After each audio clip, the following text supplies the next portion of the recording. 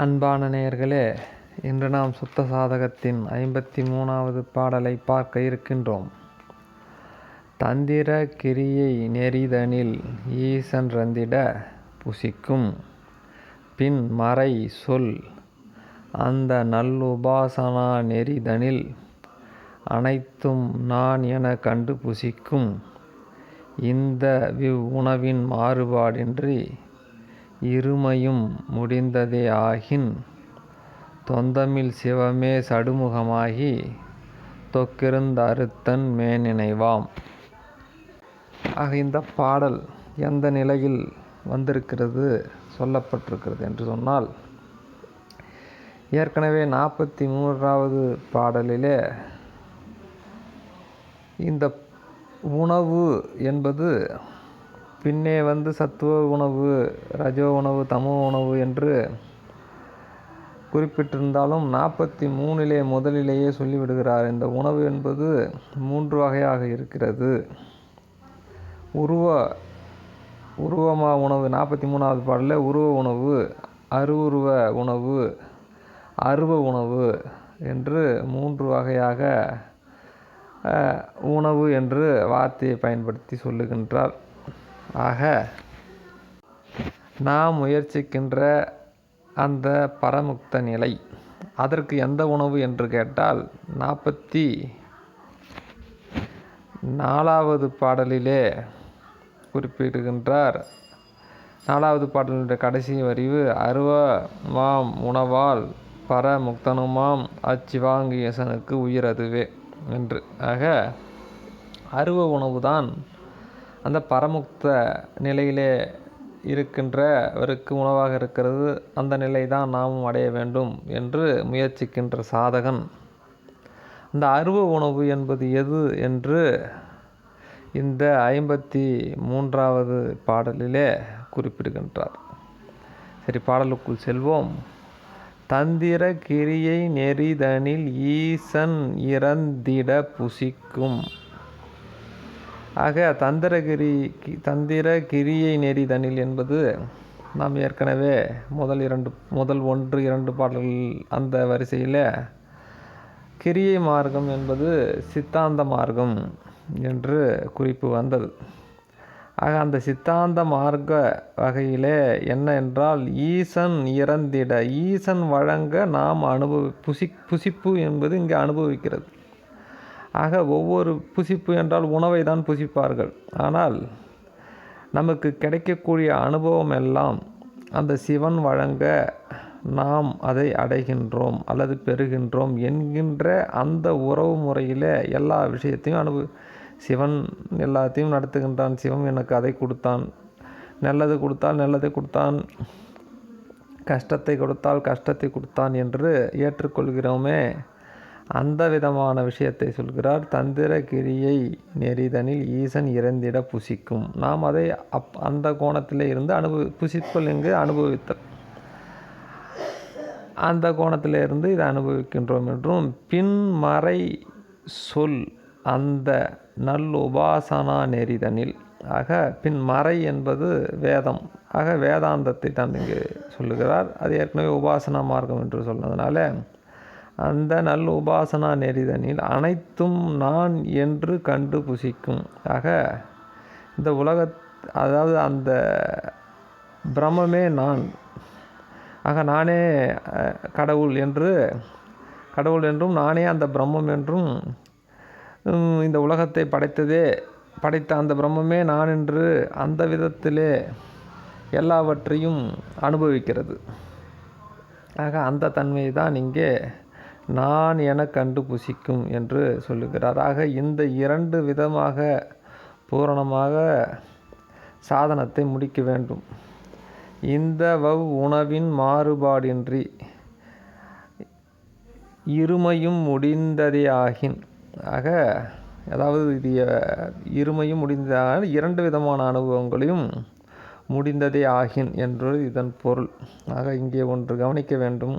ஒரு மனிதன் தனக்கு அப்பாற்பட்ட சக்தி எதுவும் இல்லை, தன் முயற்சியிலேயே எல்லோருத்தையும் தேடிக்கொள்கிறோம் என்று நினைக்கின்றவன் தனக்கு அப்பாற்பட்டு ஈசன் ஒருவன் இருக்கின்றான் அல்லது பிரம்மம் ஒன்று இருக்கின்றது என்கின்ற அந்த எண்ணமே அவனுக்கு இருக்காது. அந்த மாதிரியான மனிதர்களுடைய அனுபவங்களை பற்றி இங்கே பேசவில்லை. முதல்ல தான் இருக்கின்றேன், தனக்கான நன்மை தீமைகள் எல்லாம் தனக்கு அப்பாற்பட்டு இருக்கின்ற அந்த இறைவன் எனக்கு வழங்குகின்றான் என்கின்ற அந்த சித்தாந்த மார்க்கம். ஆக இறைவன் எப்படி இருக்கின்றான் என்ற அடுத்த கேள்வி வரும்பொழுது, எங்குமாய் நீக்கமர நிறைந்து இருக்கின்ற அந்த இறைவன் எனக்கு எல்லா விதமான அனுபவங்களையும் வழங்குகின்றான், நான் அனுபவித்து கொண்டிருக்கின்றேன் என்று முதலிலும், அதுக்கப்புறம் எங்குமாய் நீக்கமர நிறைந்திருக்கின்ற அந்த இறைவனே நான் என்கின்ற இந்த 2 விதமாக பாவனை செய்து கொண்டு அந்த அனுபவத்தை அனுபவித்து முடிக்கின்றது தான் இங்கே சொல்லுகிற அந்த உணவு என்பது அனுபவிப்பது. இறைவன் எனக்கு கொடுக்குறான் என்று எல்லாத்தையும் ஒரு மனிதன் தன்னுடைய வாழ்க்கை நாள் எல்லாவற்றையும் ஏதாவது ஒன்று அனுபவித்து கொண்டே தான் இருக்கின்றான். ஆக அது எங்கிருந்து வருகிறது என்பது தான் இங்கே கேள்வி எழுப்பி, எங்குமாய் வியாபித்திருக்கின்ற இறைவன் எல்லா விதமான இன்ப துன்பங்களையும் எனக்கு கொடுக்கின்றான் என்றும், எங்குமாய் வியாபித்திருக்கதே நான் தான் என்கின்ற அந்த 2 விதமான நிலையிலே எல்லாவற்றையும் அனுபவித்து முடிந்ததாகின் தொந்தமில் சிவமே சடுமுகமாகி. இங்கே தொந்தமில் என்பது பந்தம் நீங்கிய பரிசுத்தமான என்று, அந்த சடுமுகம் என்பது 6 முகம். இங்கே 6 முகம் என்பது எதை சொல்லுகிறார் என்று சொன்னால், நம்முடைய மனம் 5 பொறிகள். ஆக நம்முடைய உடம்பில் இருக்கக்கூடிய விஷயங்கள் என்று சொல்லலாம். மனம் என்றால் உள்ளே அந்தகரணம், பொறிகள் என்றால் உடம்பு. ஆகிய உடம்பு அந்தகரணம் ஆகிய 2ம் ஆகி தொக்கிருந்து அருந்தன் மேநினைவாம். தொக்கிருந்து என்பது பொருந்தியிருந்து. எங்கே பொருந்தியிருந்தால் சடுமுகமாகிய நம்முடைய உடம்பிலே, மனம் உடம்பு ஆகிய இதிலே பொருந்தி இருந்து.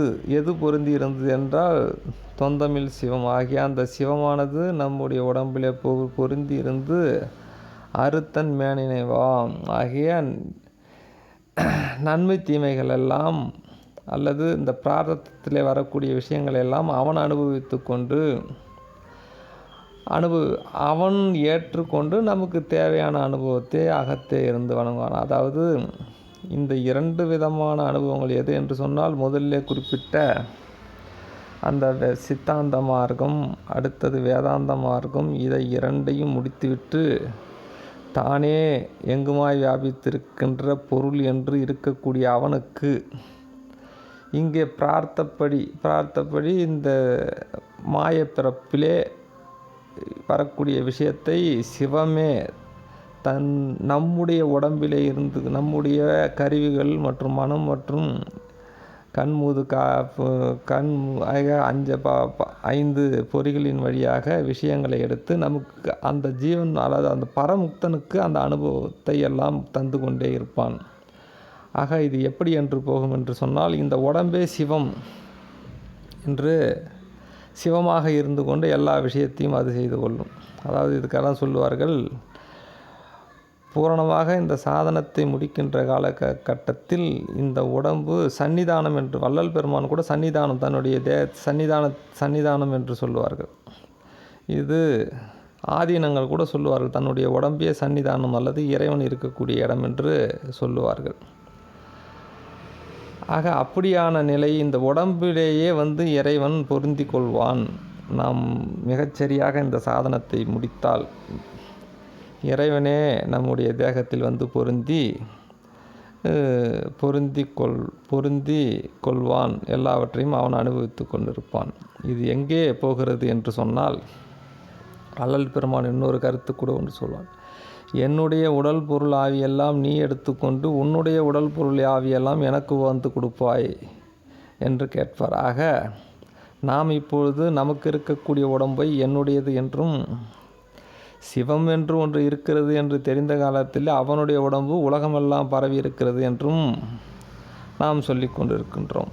ஆக இந்த பரமுக்தர்கள் என்ன செய்கிறார்கள், இந்த உடம்பை விட்டு எங்குமாய் வியாபித்திருக்கிற அந்த உடலே என்னுடையது என்று அங்கே போய் அந்த அருவ புசித்து கொண்டு இருக்கின்ற பொழுது அந்த உடம்பு நமதாகி விடுகிறது. அந்த இறைவனுடைய உடம்பு எதுன்னா நம்முடைய உடம்பு இறைவன் பொருந்தி கொண்டு நம்முடைய உடம்பிலே அவன் இருக்கின்றான், அவனுடைய உடம்பிலே நாம் இருக்கின்றோம் என்கின்ற ஒரு அனுபவத்தை நோக்கி செல்வதை சிந்தித்து பார்க்க வேண்டும். சரி, அடுத்த பாடலில் பார்ப்போம். நன்றி, வணக்கம்.